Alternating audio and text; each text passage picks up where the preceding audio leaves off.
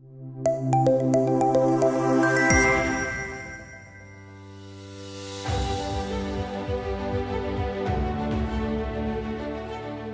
next panel discussion focuses on ensuring equitable and accessible education for learners across regions and communities. May I also invite our session moderator, Mr. Sivaprakasam Raman, Director, Hindu Global School, E-Road and Salem. Can we have him on stage, please? Hello, sir. To all the ladies and gentlemen, can we have your attention because we are going to have the next panel session 2 on stage. Along with our moderator here, we have a distinguished panelist, Mr. Anand R., CEO, Preschool Division, Pro-Elium Learning Solutions. Can we have him on stage? Welcome, sir. Along with him, we also have Dr. Uma Kannan, Founder Principal, Sri Venkateshwara Group of Schools, Ambattur. Next, we would like to have Dr. T. Arul Raj, Principal, International Delhi Public School, Kuppam. Hello, sir. The last panelist of the panel session 2 would be Ms. D. Aida Ambulancia, Director and Chairman, Trinity Group of Institutions, Chennai. I would now request you to come up on stage for the panel session. May I also kindly request all our esteemed panelists here to take your seats. Give them a big round of applause, please. I would also request, it's a humble request to all our esteemed speaker and panelists coming up to adhere the time slots to ensure the smooth flow and equal opportunity for all the speakers to maintain the time slots for the summit and the agenda we prepared. Nandri, thank you. Good morning, one and all present here, fellow academicians, principals, directors, policymakers. Wish you all a very good morning. Oh, good afternoon. Okay, good afternoon. Very happy to be part of this esteemed panel with all the senior educationalists. The topic today we are going to discuss is about how do you close the divide between the rural and the urban education gap? How do you give equitable, accessible, transparent and between rural and urban schools, how do you divide the digital gap, or how do you give equity for both the children studying in both sectors? That's the topic today. So I'll just give my intro speech because we're just 35 minutes, so I'm supposed to give all the panel members an opportunity to express their views. India's population is about 143 crores. In that, about nearly 43% is below 25. So we are having a very big advantage in the demographic dividend, being the youngest country in the world. If you see this population, like just imagine 43% of the population is below 25 years old. That's a very good demographic advantage that we have. I mean, we need to give these children intellectual capacity because they're going to be the economical drivers in future. That's one thing. And if you look at the number of schools today, 15 lakh schools we have in India. But we have a population of about, the student community, if you see, about 23 crores. Same, if you look at China, there are 28 crores children in schools, but only 5 lakh schools are there. Because they have started consolidating all the rural schools into centralized thing. Because we have schools for, very rural India, we have a lot of schools with one teacher teaching multiple subjects. China started consolidating that rural consolidation, saying that, okay, let's close down all these small schools and bring them to smaller towns so that we have better faculties, better infrastructure. So today they ended up having 5 lakh schools for 28 crore children, whereas we have 15 lakh schools for 23 crores. So that's one thing. South Korea also had this challenge of how do I give my children like good education? For example, somebody in Seoul will have a good education because they are in the metropolitan city, they have access to companies like Samsung or Hyundai or any internship or visibility to fairs or technological conclaves. But someone sitting in a small fishing town in South Korea might not have that. So they never took the China concept, they took something called they started rotating the teachers. For example, every teacher should go to every school across South Korea. Suppose you're a top teacher in mathematics sitting in Seoul, you should go to a rural town also. So they started swapping the teachers so no one holds the best teachers with them. So they told the teachers, you have to go to rural school, You have to teach them for 5 years, keep shifting every 5 years so everyone gets equal and equitable, accessible education. And that worked out also. So we have both these models. So that's the panel discussion for today. So I'll shoot out my first question to Dr. Raj. One second, I'm very sorry about that. Dr. T. Arulraj, Principal International, Delhi Public School, Kuppam. So my first question is, what strategies can educational institutions and policymakers adapt to reduce the learning gap between rural and urban students? A well-connected moderator. First and foremost, I want to greet each and every member on the dais and off the dais. A very good afternoon. This is Dr. Arul, basically a passionate teacher, an administrator, a principal, an advisor to many group of schools in India. So the question that has been posted to me, what are the strategies institutions, policymakers can adopt to make a bridge between urban school and rural school? This question is a very, very tough question because we are thinking that urban schools are superior and rural schools are inferior. Maybe, may not be, but the fact is, the amount of exposure one gets, that makes a difference.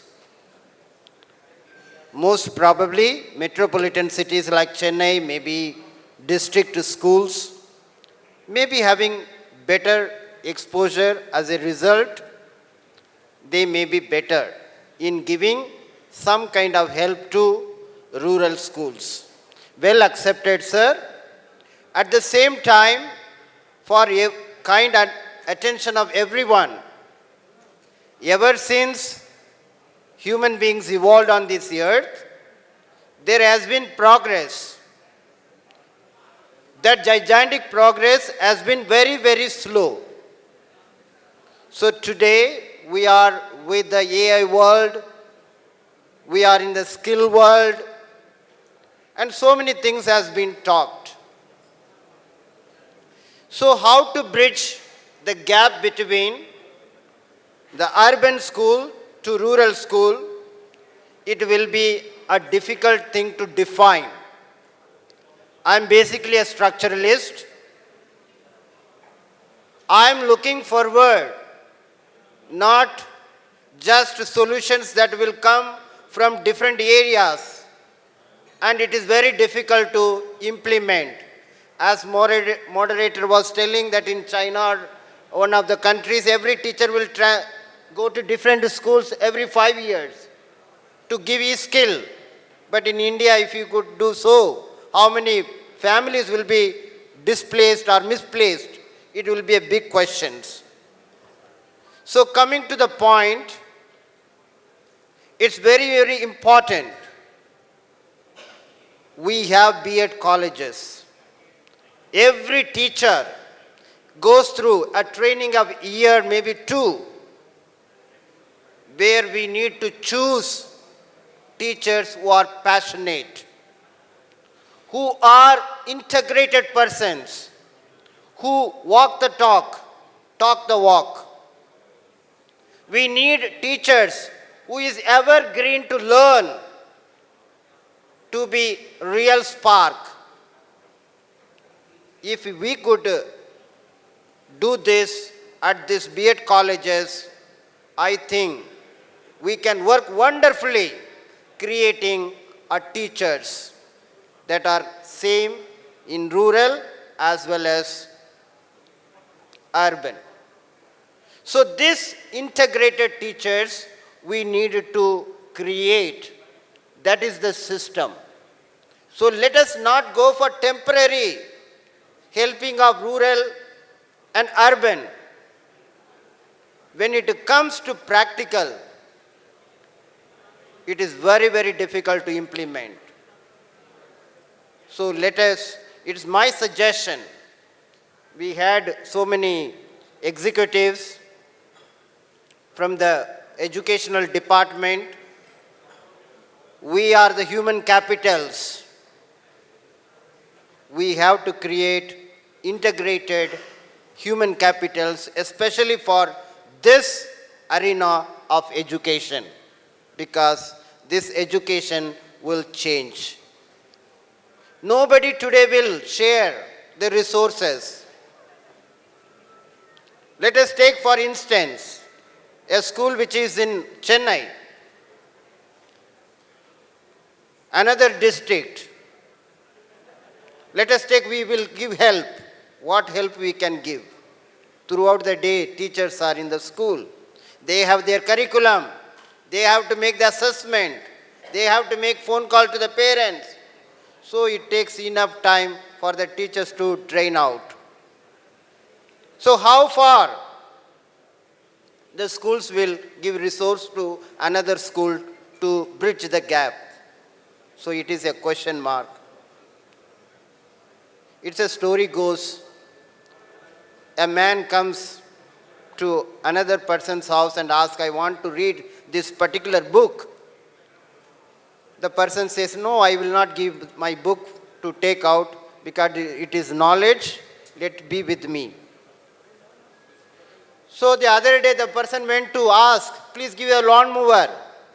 So the person said, you use the lawn mower in my lawn, not to your house. So today nobody wants to share their resources very easily, very competitive.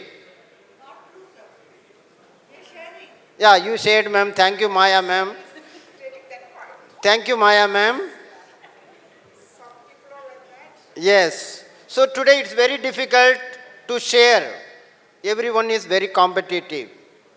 I request another very, very important. Yeah, yes, ma'am. So my request is every owner of the school also should be a teacher. Then only they will know the pain of teachers. So if the teacher who is working in the school, the owners of the school also must be a teacher. Yeah, thank you, ma'am, for supporting. Then definitely the B.Ed college that works with a common goal, we can really bridge a kind of learning, immaterial of rural, immaterial of urban. So we will have a good Tamil Nadu, a future-ready Tamil Nadu, a future-ready India with a skill India. Thank you, gentlemen. Thank you for your insight, sir. I did work for a lot of government projects. Let me tell you, government school children, for example, sir was from Nan. I was part of the Nan for certain schools, especially for the career counseling for 12th standard. Government school children are very smart. It doesn't not matter whether they come from private schools or government schools, they're very smart.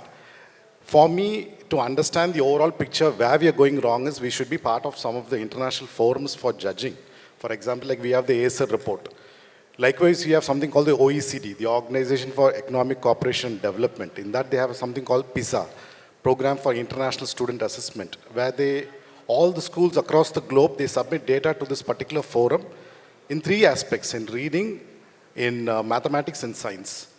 So based on those abilities, the PISA report is very, very clear. It gives you a distinction where you're going wrong, why children are not able to learn, and who stands out in what. For example, Singapore always tops the PISA ranking. Finland tops it, South Korea tops it. We were not doing well, and right now, we're not able to give data. See, unless you participate in these forums, we will not know where we are going wrong. So these things are small indicators that will help us to reform our system, being it rural or urban. So I'll just move on to the next question to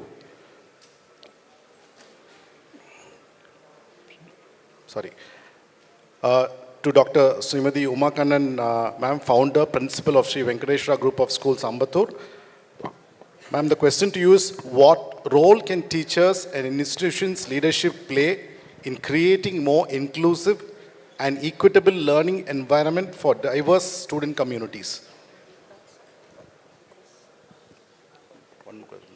Okay. What role can teachers and institutions leadership play in creating more inclusive and equitable learning environment for diverse student communities?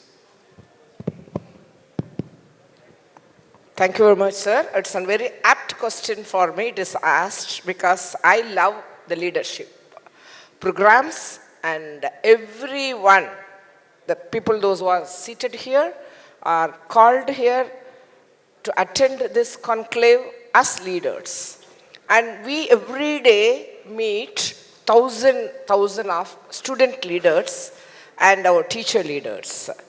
Teachers are really the role models, and they need to have a liaison leadership between student, parent, and then the management or the school as such, the institution.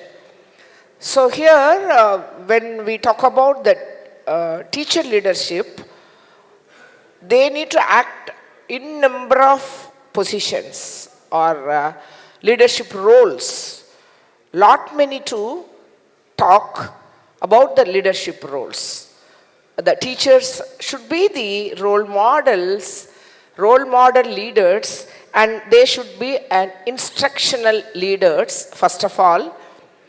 When they get into the school, the campus, or the institution, wherever they go, in colleges or any big institutions, they need to play a instructional leadership role.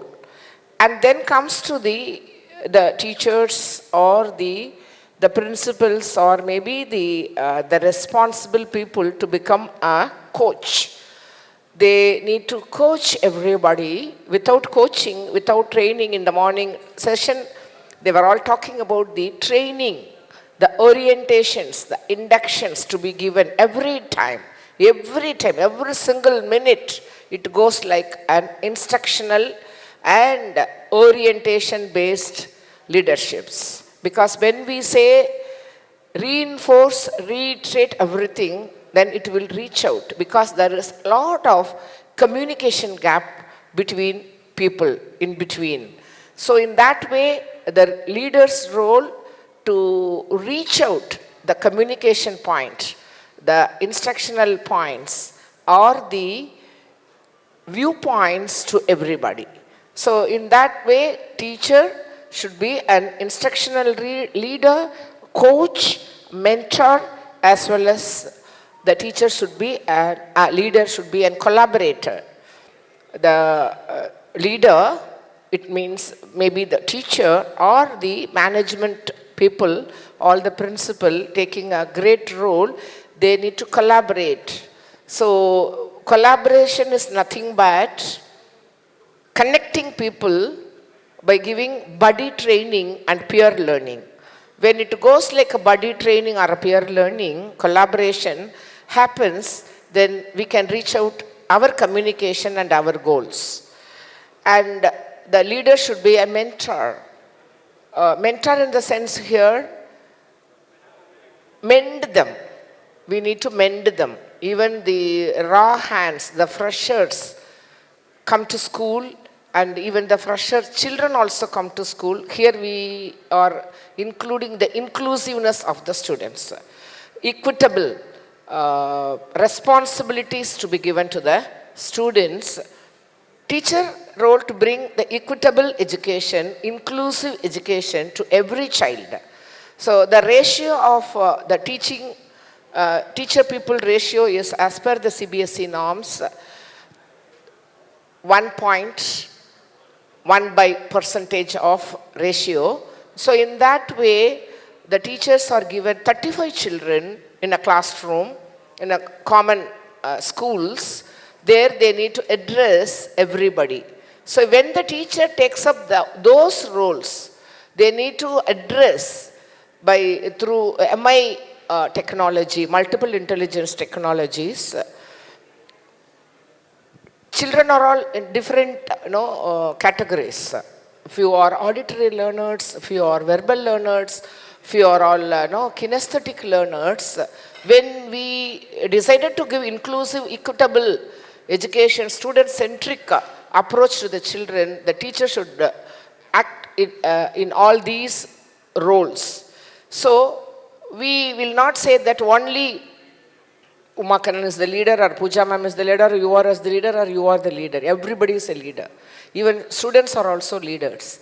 So we need to inculcate this leadership responsibility from the tender age. And even we used to conduct the Senate elections for electing Senate leaders, club heads, and various portfolios. In that way, we give democracy to children. Giving them the nomination forms, giving them the election protocols, giving them the voting rights, giving their franchise, all those things. We educate children by means of knowing the leaderships. In that way, we wanted to bring. So in maybe few schools they are doing, few may not be doing. So this kind of conferences educate everybody to make it a point that to spread it and embrace it and broadcast all those the points gathered here in the respective schools. As the former question goes like urban and rural.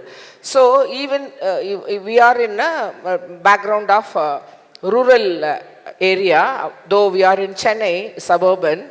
There we build all sorts of leadership programs in the school, and I am damn sure that, and I am proud to say that my children are all, they are par with the international school children. People say that international school or something school like TED Talkers, or maybe they speak like a pro like leaders, or the good speakers like.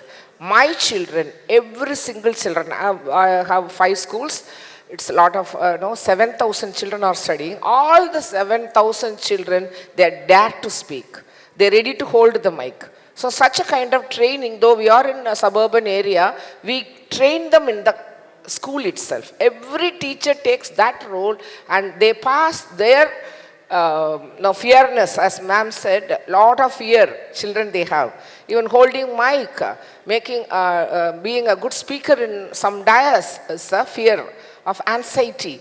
That we got it out, and every child in our school, they have that right, that facility to become a good leaders. So that kind of equitable, inclusive leadership programs we have every now and then, every single day, and if that should be followed in every school, the society, like a big bang on the leadership roles, and everybody they can feel free to pass or travel throughout the society and the community as such. Thank you.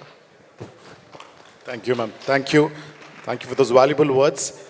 One thing I would like to just add on here is like something like children learn in different ways. Last 2 months before, I was attending with some of the rural teachers, and one teacher was telling me like, my kids were not listening to me. He was teaching physics, and he was saying like, just simple thing, they all loved cricket. So he took them to the cricket ground, and the first 3-4 weeks or 2 months, he started teaching physics through cricket. See, that is why these kind of innovative pedagogy methods, teachers have to invent themselves. Like you have this Google website called Google Learn My Way. So I tell my teachers also, if you don't have any ideas, go to that, type in your concepts, what you want to teach, it will break it down for you. A lingo thing, that's for your language. There are a lot of tools for that. It will give you flashcards, it will give you mind maps, it will give you stories, it will tell you how to teach. So find out a way to teach your children interestingly. As ma'am was saying about social media, children are having a very, very short attention span. 3 minutes is like a golden hour for them. So you have to break down topics into small, small bits and give it to them. You have to pre-teach the words, teach interestingly with activities. And today most of the learning comes through ABL, activity-based learning. So you have to engage them in a creative way. Otherwise, they will not be, attentive in class. So a lot of pedagogical innovations should happen in this forum. Move to my next question.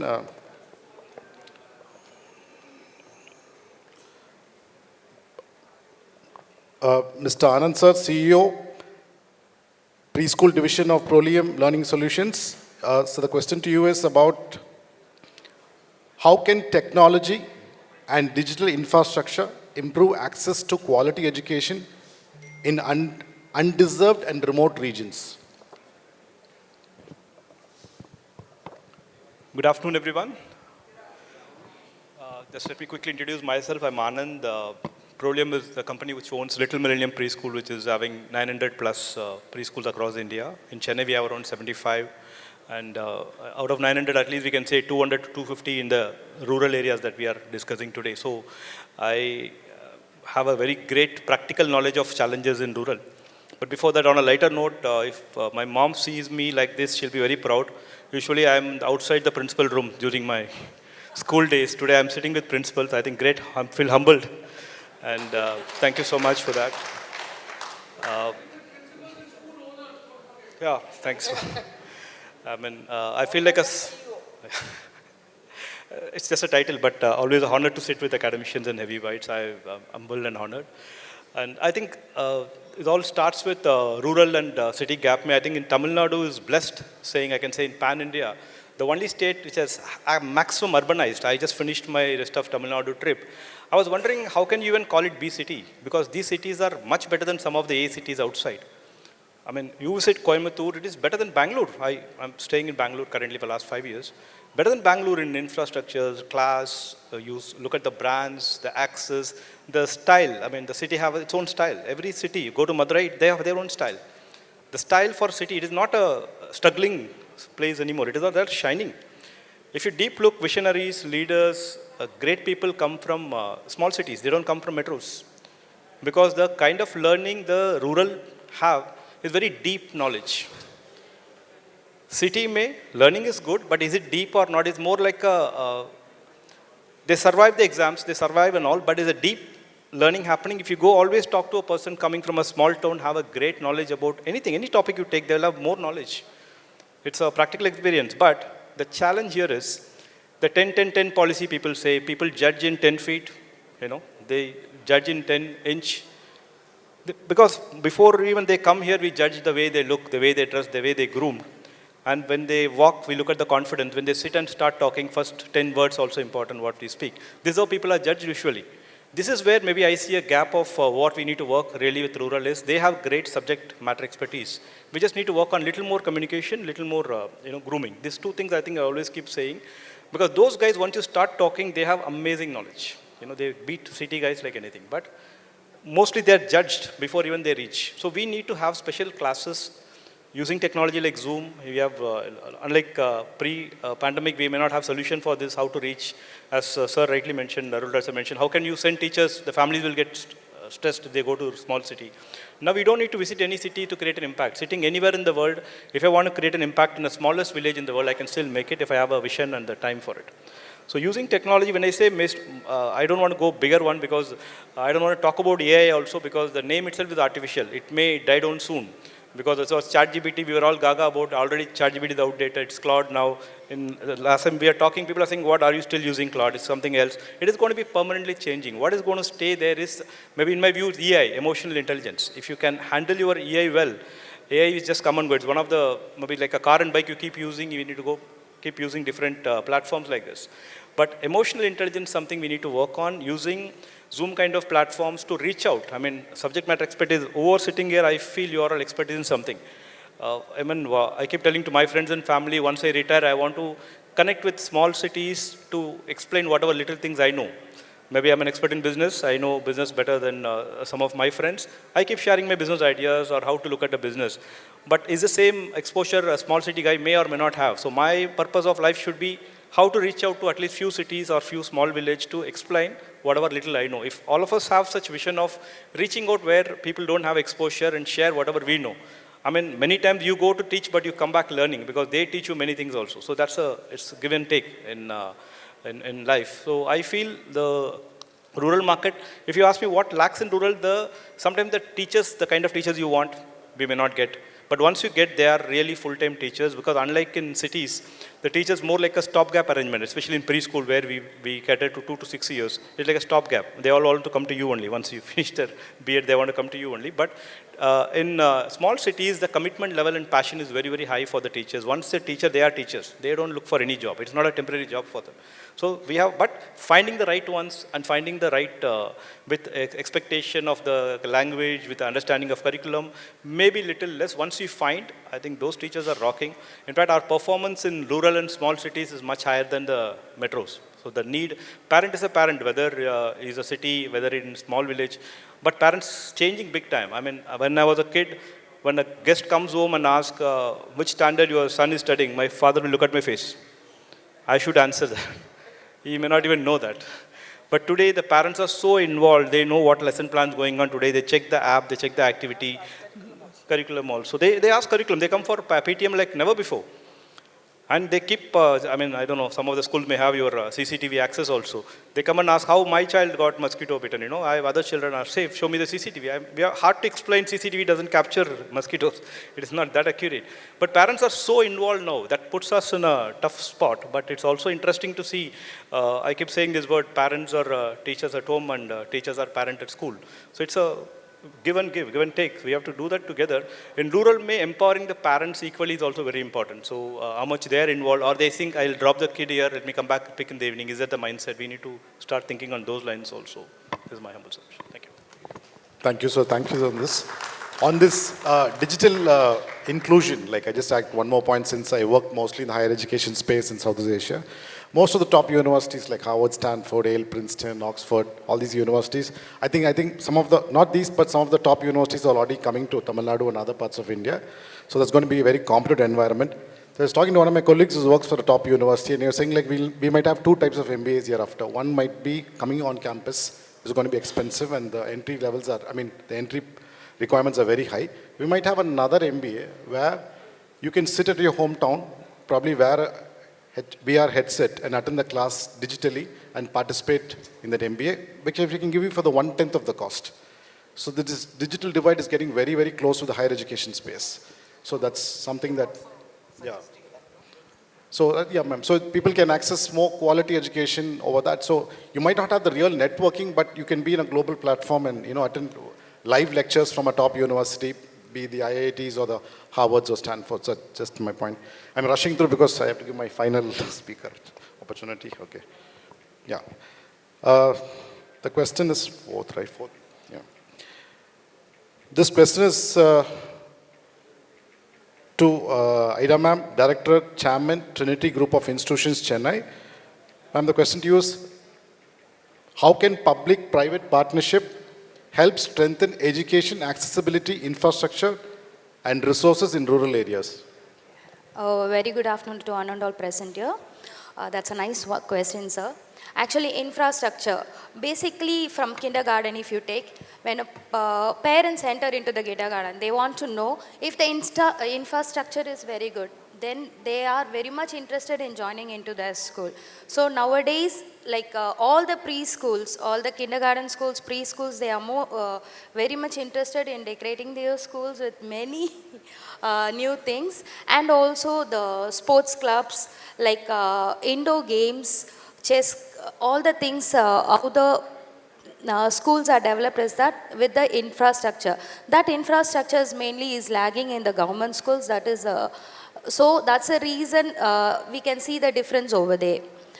To improve that, like we can help the rural people, government, like NGOs can help them in funding them to develop that areas where students can develop themselves. In urban area, many like students are very good in their education, but then small things is lagging in them, and like they can't move the like sports, all those things they can't move there. So that's the reason like rural people are not like outcome. Instead of that, like like in CBIC schools and IGC schools, we can see many like structural things in their school, and they facilitate more for the students. That gives the outreach for the students, and they are going out. Like we are taking them for the inter-school competitions, we are moving them for each and every place. So that is not present in the urban. So that we can develop with rural areas, sorry. That so that we can develop in that. So government, from government side, they can help the students to do this. So both the side we can like support, and we can encourage the students in that side. Thank you. Thank you, ma'am. You want to the final note since you're the senior person here? Yeah. So finally, so we are talking about technology, we are talking about the leaderships, and one of us talking about the urban and rural link, associations, and the very most point is the technology, how to connect the rural and the urban, how to connect the technology with the rural and urban, and how to connect the infra with the rural and urban, and how we need to build leadership everywhere. These are all the four areas, main areas we discussed. So most of the audience here are private schools or college or institutions based. I think so no government schools or no government school teachers are participating in this.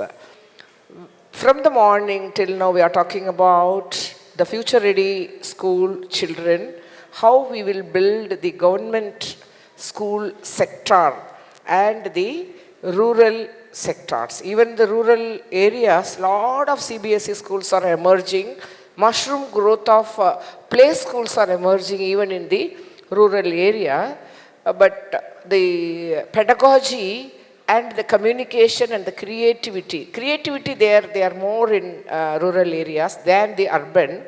But the boldness and the awareness and the communicating things with other people, maybe they are not aware of all those things. In order to create it, in order to build it, I request, this is my humble appeal and petition of everybody here.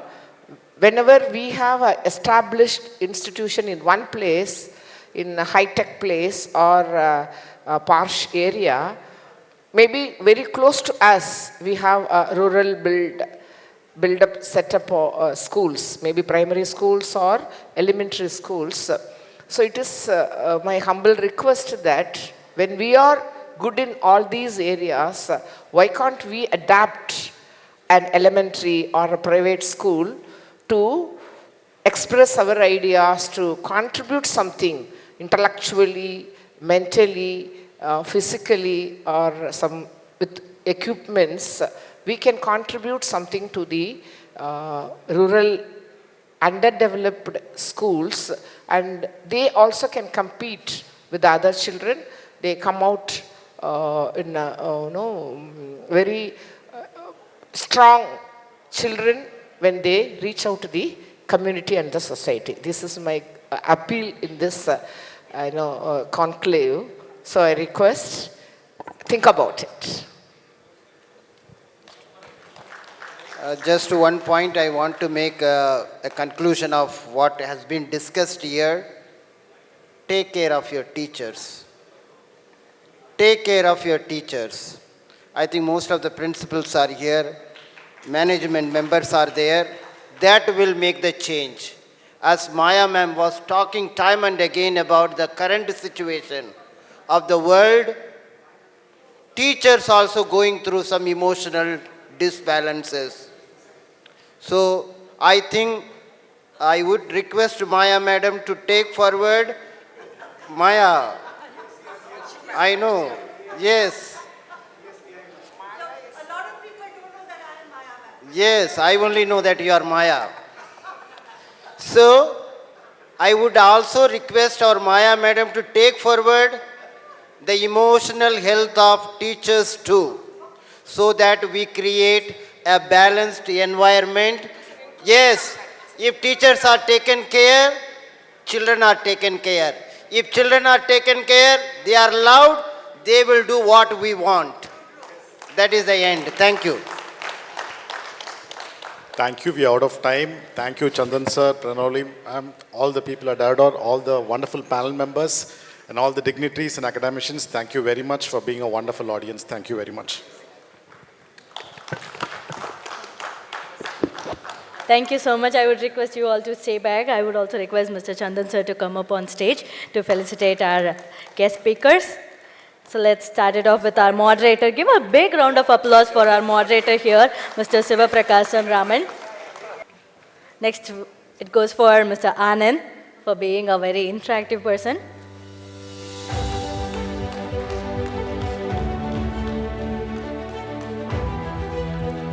Next, we'll go with Dr. Uma Kannan.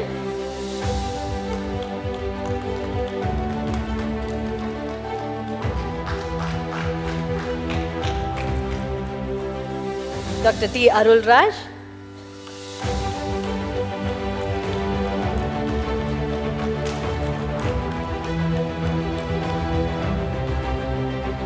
Ms. D. Ada Emelencia.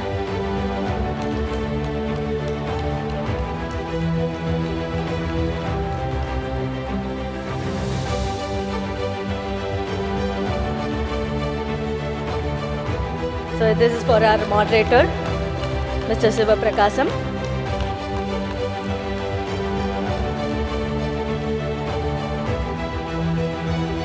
I hope we are all having a good, insightful sessions.